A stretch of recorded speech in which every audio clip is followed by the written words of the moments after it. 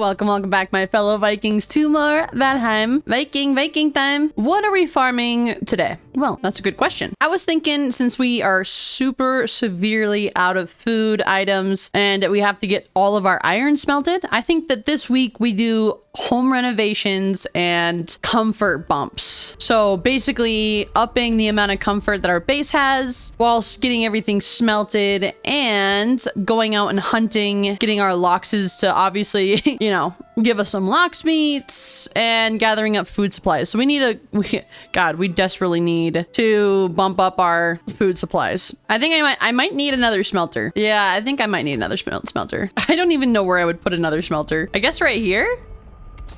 I'm also gonna need a lot of wood, as always. But we gotta get this metal to start smelting now and sooner rather than later. So let's just, oh my God, who tipped over my cart? What the heck? Was it me? I also think I'm gonna tear that down. Or I can make that an extension. I could make that into a bigger smithing area. The ideas are starting to come to me. But yeah, today we're gonna go ahead and just do a bunch of base comfort things. Today and tomorrow, we're gonna make a 2-day adventure out of this since these are kind of our Viking days. I'm actually really excited to smelt it all because now I'm going to be able to upgrade my padded armor. And I think I'm feeling like I'll be pretty invincible. Do you think if we hit 100 episodes, we should make it a seasonal thing? I've seen a lot of people make their Valheim series a seasonal, like season 1 episode 3, and I'm sitting here like I feel like that's just a lot. I would want to try something new after we hit like 100 episodes, or I'll just make it, you know, 100 something and I won't even bother making it a seasonal. I feel like seasonal, if you put season 1, so S1 episode 4 but behind the title, it feels pretentious a little bit because it really makes it seem like, oh my gosh, I have so many episodes to catch up on. I don't know if you guys feel the same, but I don't know if I would watch it if it were season 1 or season 2 episode 3.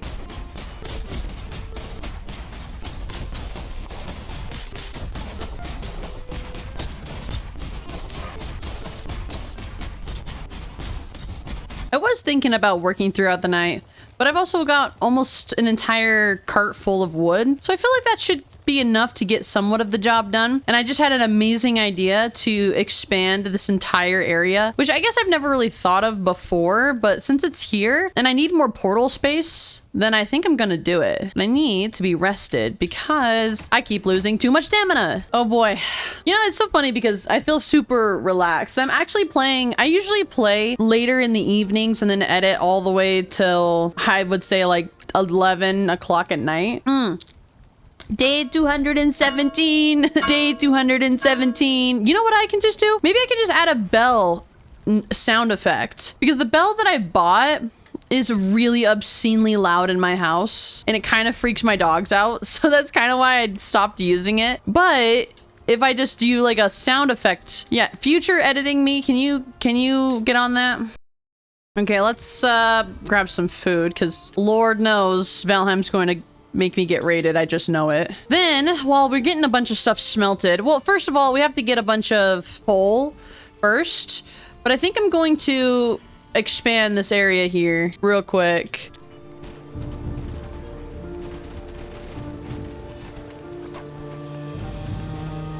But as I was saying, I don't usually record this early on because I get really, I don't know, the older you get, the more things you find out about yourself. And interestingly enough, my body gets really puffy. So my face gets really puffy in the mornings and accentuates obviously the lovely circles under my eyes. So that's why I don't normally record earlier in the mornings, if not afternoons. And you can see that when I record Dodheim. Actually, I need a paver tool actually, but when I'm recording Dodheim, since it's relatively earlier in the morning and I kind of wake up on a whim, you'll see that my face is always like super puffy and my eyes are always accentuated. So we'll see how this morning recording goes. I kind of like when there's like a little bit of sun peeking out and I don't feel like I wasted the day away, and instead I used it optimally. Okay, so I'm thinking that this is going to be the new forge area.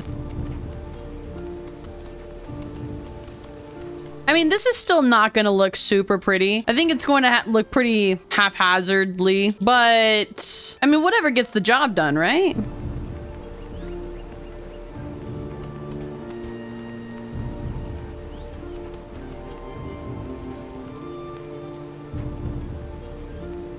Okay, let's start moving everything around. I am going to probably need more turtling cores after this day. I can't really move my Christmas tree, otherwise, you know, it'll be gone forever, I think. This already looks so much nicer. Feels like there's more space. Now I can put more portals everywhere. I should consider I should consider to move, I should move all my other stuff around, honestly. I should consider moving a bunch of my portals into its own space as well. Okay. Well, okay, hold on. It's funny because these kilns don't really like to work very well. The kilns don't like to act like kilns. They don't like to be placed in places that doesn't suit them. They're just really hard to maneuver. And you know what I'm tempted to do? I'm tempted to build a little shelf here. Yeah, you know, it's all starting to kind of come to me, but I need to fill the kilns first. Yeah, I might need to also tear down my Christmas tree because I don't think it's gonna fit there. We have the kilns working. I'm thinking I want to put a black chest, or I want to put a couple big chests here, and I want to make them for our smithing chests. I feel like that's a good place to put them, but I'm thinking I need some core wood to help me do the job, because I'm gonna make it nice looking. I'm gonna make it like a really nice kind of shelf area.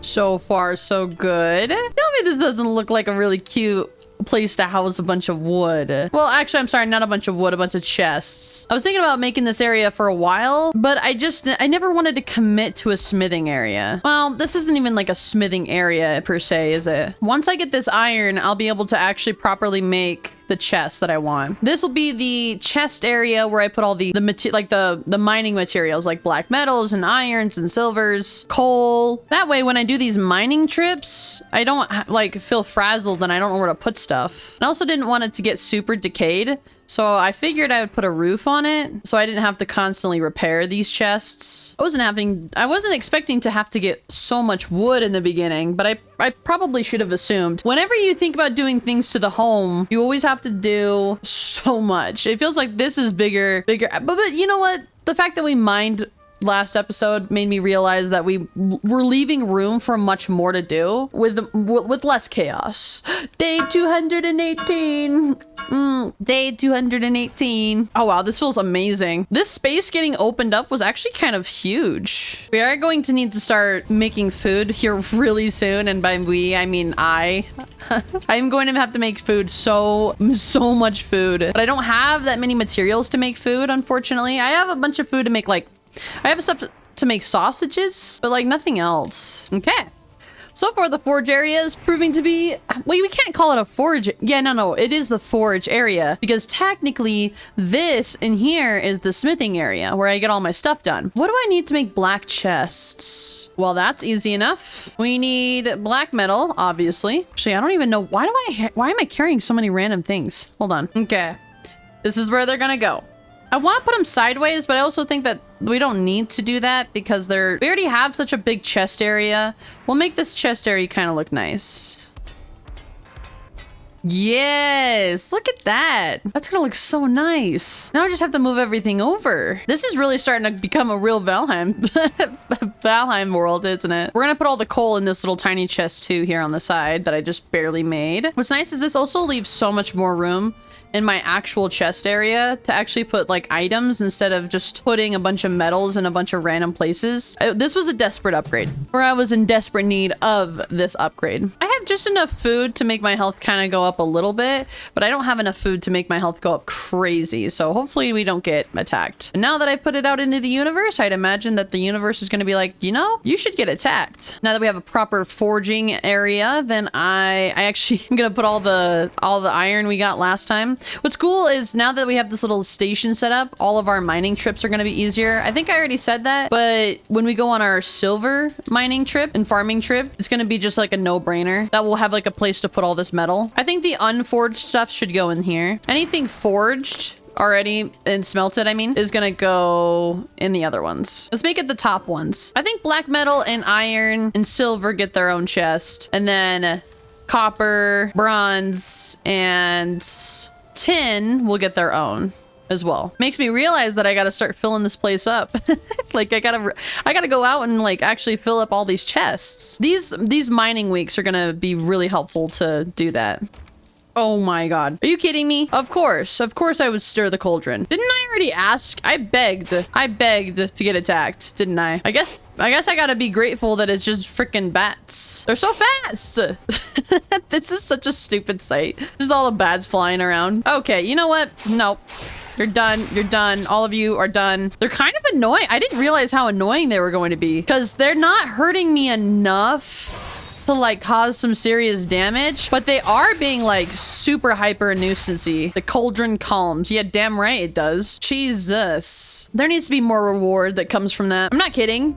The sight of getting raided always puts like the fear of God into me, and I don't know why. I think it just takes my brain a moment to realize what I'm actually reading, and then my body is fine. But the moment I see the "you're getting raided" kind of sign, I'm like, whoa, whoa, whoa, whoa, I didn't ask for this. I should sort all of my iron into like tens, groups of 10, I guess, because it'll make it easier for me to actually put it into my smelter. Okay, looking at all of the iron like this actually makes the smelting process seem more daunting.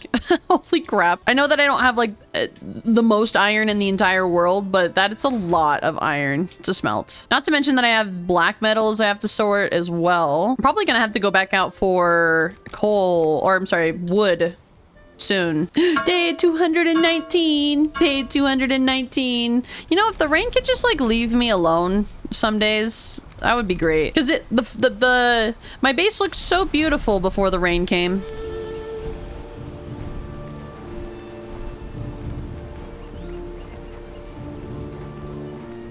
This forge is working around the clock, baby. Have you guys liked this little fast-paced, hyper-cut episode, huh? It's not done yet. Because it's funny because whenever I'm farming for things, it never feels like the episode has been as long as it has been, when in reality it's been always like it's been about an hour.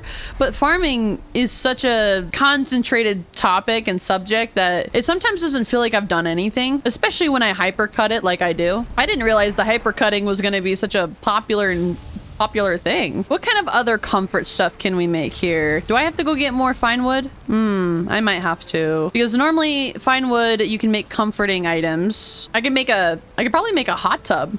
Oh, where are we gonna put a freaking hot tub, you guys? There we go. There's that sun. Game was just being a little stubborn. God, this many tree stumps just really makes a Viking happy.